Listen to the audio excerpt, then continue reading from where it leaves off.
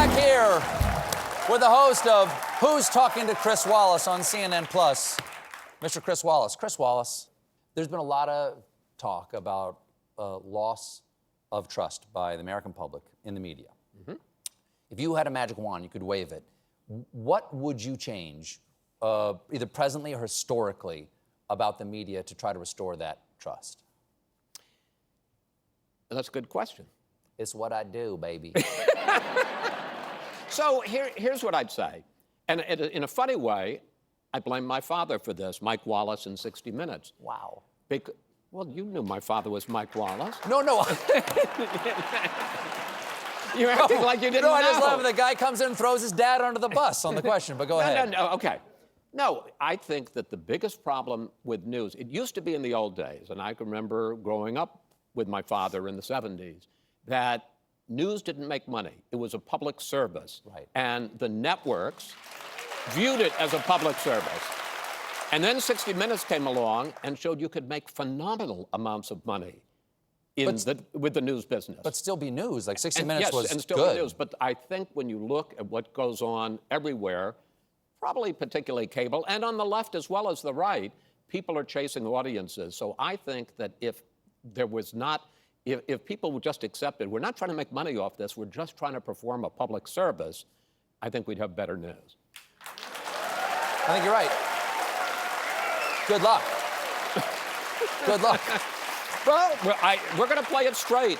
We're going to play it straight on, as I always do, on Who's Talking. For instance, I did an interview with Nicole Hannah-Jones, the author of the 1619 Project, and we have a pretty interesting conversation. She said she enjoyed it, but I challenged her. I challenged her on some of the things she contends, not about the problem of racism, but some of the things she says in the 1619 Project. So, you know, there will be times when I come at things from the left, times I come at it from the right. The whole point is to get people talking. I mean, that's what you do. You want to get people talking, and hopefully, there'll be a minute when people will forget about the audience. We won't have an audience. We can't afford it. But they forget about the cameras and the lights, and you have a real moment of interaction. And people at home will sit there and go, man, I don't see that on TV. Well, I want to talk about somebody you have spoken straight to, asked tough questions, challenged in your own way, and that is this interview you had with Vladimir Putin in 2018. And first of all, what's it like to be in the room with him? You know, it's funny, when he comes in the room at first, he kind of does this. He kind of slouches back like this, like, you know, the bored kid in the back of the room, and he's not really paying much attention to you, doesn't give you much eye contact. But at one point, seriously, in the Russian embassy in Helsinki, right after the summit with Trump, I said to him, why is it, President Putin, that so many people who oppose you end up dead? And from that moment on, yeah, I should ask that to Will Smith, too. From that moment on, I had his undivided attention, those ice blue eyes piercing into you. And I would say that his sense of grievance, that he feels the West has pushed Russia around, I got that from the interview.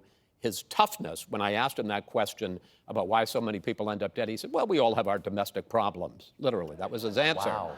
But I thought he was a rational actor, and that's not what I've seen this last month. How has the invasion of Ukraine changed your view of him? Well, I don't know how it ends. I don't know what he thinks this ends. I mean, if he wins, he loses, and if he loses, he loses.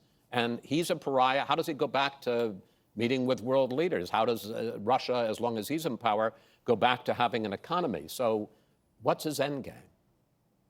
Would that be your question if you had the same Will Smith situation? Well, if you had one question to ask Vladimir Putin. I think it would be.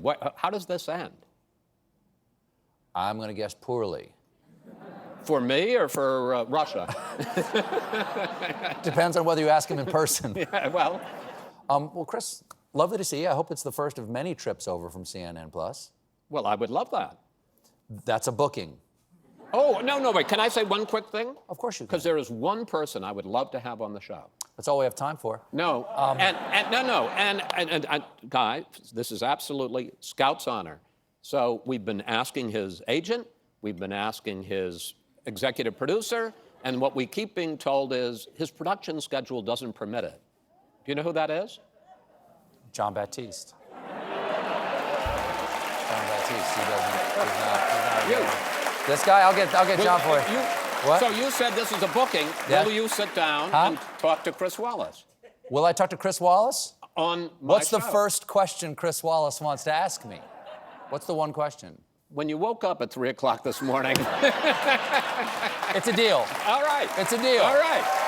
Who's talking to Chris Wallace? Me, evidently. Premieres tomorrow night on CNN+. It's Chris Wallace, everybody. We'll be right back with the star of NCIS, Wilmer Valderrama.